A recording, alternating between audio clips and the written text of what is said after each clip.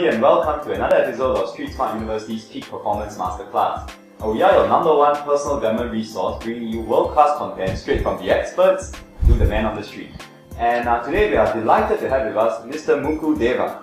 Mukul he goes by many nicknames. He's also known as the India's literary stormtrooper, with many of his books being taken by Bollywood to potentially be made into movies. Mukul is also an entrepreneur, he is a professional coach, and he is a best-selling author as well. So to find out more about Mukul's coaching and mentoring services, you could visit his website at www.mukuldeva.com. Mukul, thank you so much for taking the time down to come down and be with us. Thank you, Vincent. My pleasure being here. In fact, I am really looking forward to this interview with Street Smart University, because I also come from a similar university, the one called Life. I'm still studying there. So, Mukul, you have a military background. That's right. Spending, I think, almost close to 15 years in the Sikh light infantry in India. Yeah, 4 years officers training and 15 and a half years as an officer. I see. So what was it that made you take the leap and transition from a military man to a coach? Let me first tell you why I joined the army, because that's actually a better story. I had dropped out of school because I have a problem sitting in a classroom. So I was 16 when I quit school, and when you quit school when you're 16, then your career options are kind of limited, right? So I joined the army, and I had spent about 10 years and a little more in counter-terrorism. Then I had to focus on the home front, some personal reasons. So that is the reason I left the army. Why did I become a coach? Before I became a coach, I became an entrepreneur. Because when I left the army, I realized that without a degree, nobody was going to give me a job. So I set up my own company. Now that operates in about 60 cities in India, and we are a mid-sized company. We employ a fair amount of people.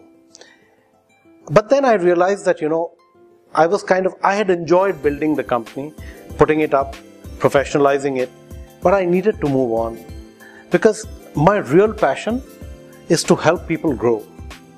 That's when I got certified as a coach. And I'm not just a coach, I'm also a mentor with the United Nations project. In fact, I just come back from Turkey after doing a leadership workshop for senior civil servants. So that's what got me into coaching.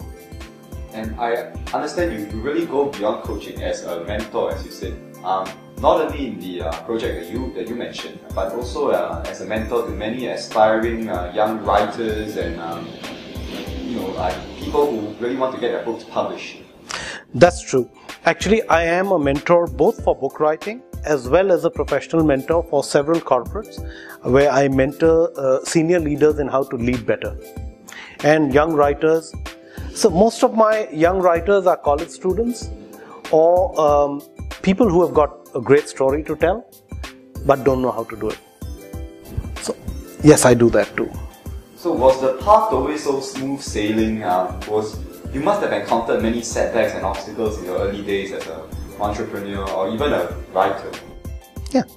So do you really want me to make a list, because we'll run out of time? I have failed more often than I have succeeded. In fact, it's very fascinating. What do you call setback and failure? For me, a failure happens only when I stop trying. A setback happens about 5 times a day. So here I would like to just mention, I'm a big fan of Sun Tzu, So I believe that the way he said it, you've got to be like water. You keep flowing.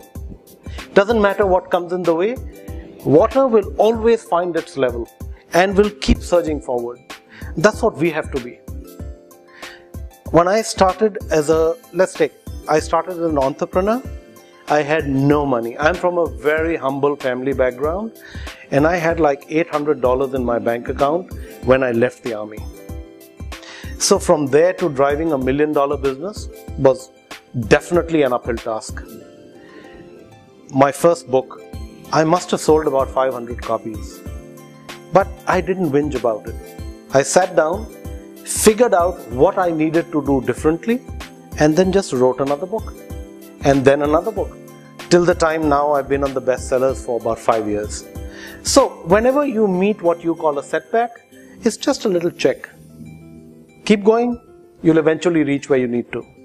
So from what I'm hearing from you, success is not a great leap forward, but instead it is a culmination of many small failures, and we really need to just keep pushing on through these failures to really achieve the success that we desire and we want to. You see, success is not achieved. Success has to be perceived. Well, what is success? You must understand that human beings are progressive animals. When we achieve one milestone, we want something else. So it's not a destination which you're going to. Success is the journey itself, right? And the journey is full of setbacks, what you call setbacks, what I call temporary, maybe taking the wrong road at the wrong time for a little bit, finding out we've reached somewhere else, and then realigning. I think this really challenges many of our views on success, especially mine, because I used to think that success is it is one big leap instead of a series of learning experiences, and I guess you would put it temporary pauses before we act, we carry on, and the whole journey can be described as success. So let's say today you wanted to become something and you achieved it. Would you stop? So you haven't succeeded, right? There's still something else ahead.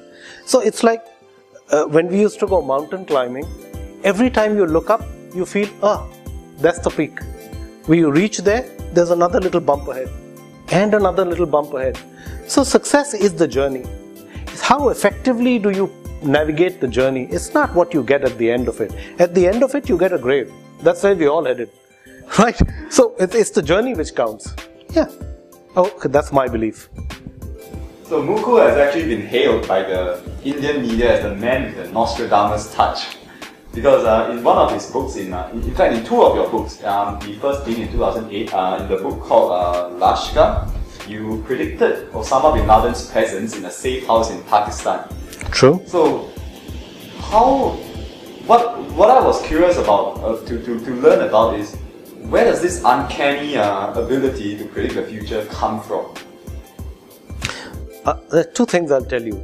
Firstly, I don't think you should really believe everything you read in the media, okay? Because if I was Nostradamus, I would generally know when the stock market is going up, right?